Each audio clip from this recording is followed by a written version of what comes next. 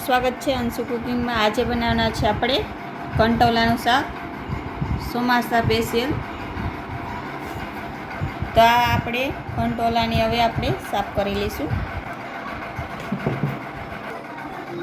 આ રીતે આપણે કટિંગ કરી લઈશું। આને બે ભાગ કરી નાખશું। આ રીતે છરીવીને આપણે અંદરનો ભાગ બધો કાઢી લઈશું। આ રીતે આપણે અંદરનું બધું સાફ કરી નાખશું।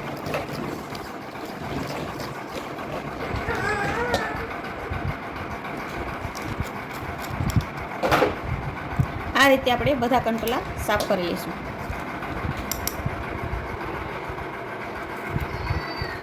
કંટોલા કટિંગ કરી લીધા છે। આ રીતે સાફ કરી લીધા છે, કટિંગ કરીને હવે આપણે આના બે ટુકડા કરી નાખશું। આ રીતે આપણે બે ભાગ કરી લઈશું। આ રીતે આપણે બધા કંટોલાના બે ભાગ કરી લઈશું। કંટોલાને આપણે કટિંગ કરી લીધું છે। તો હવે આપણે વઘાર કરશું। એના માટે આપણે એક ટમેટું લીધું છે, એક ડુંગળીની ગાંઠ લીધી છે, આદુ લસણની પેસ્ટ છે। ગેસ આપણે ચાલુ કરી દીધો છે। હવે આપણે 3 પાવડા તેલ નાખશું। 5 થી 6 કરી આપણે લસણની નાખશું। તીખા લવિંગ, બાદિયા અને તજ અને તજપાન આપણે નાખશું આની અંદર। લસણની કલર એકદમ બ્રાઉન થઈ ગઈ છે, તો આપણે 1 ચમચી હિંગ નાખશું। હવે આદુ લસણની પેસ્ટ નાખશું આપણે।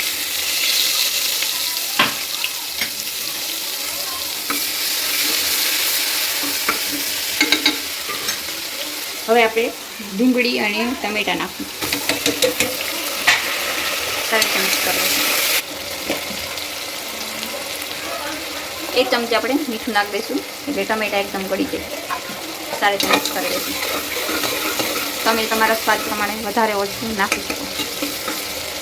ડુંગળી એકદમ બ્રાઉન થઈ ગઈ છે અને ટમેટા ગળી ગયા છે, તો હવે આપણે આની અંદર કંટોલા નાખીએ।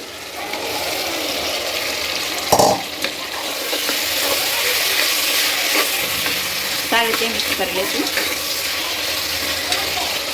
3 ચમચી આપણે ચટણી નાખશું। તમે તમારા સ્વાદ પ્રમાણે વધારે ઓછું નાખી શકો। 1/2 ચમચી આપણે હળદર નાખશું।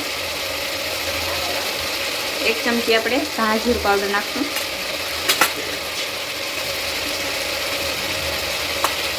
1 ચમચી આપણે ગરમ મસાલો નાખશું। સારી રીતે મિક્સ કરી દઈશું। હવે આપણે થોડુંક અમથું પાણી નાખશું। સારી રીતે મિક્સ કરી લઈશું।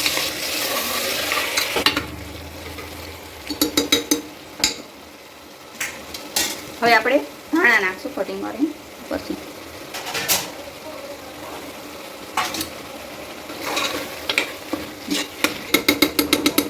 હવે આપણે 3 સીટી લગાવી દઈશું। આમાં ઢાંકણ બંધ કરી દઈશું।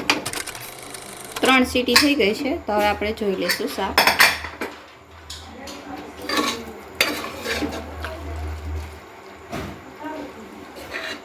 આપણે આ રીતે જોઈ લઈશું। ચડી ગયા છે એકદમ કંટોલા। શાક બનીને આપણું તૈયાર છે।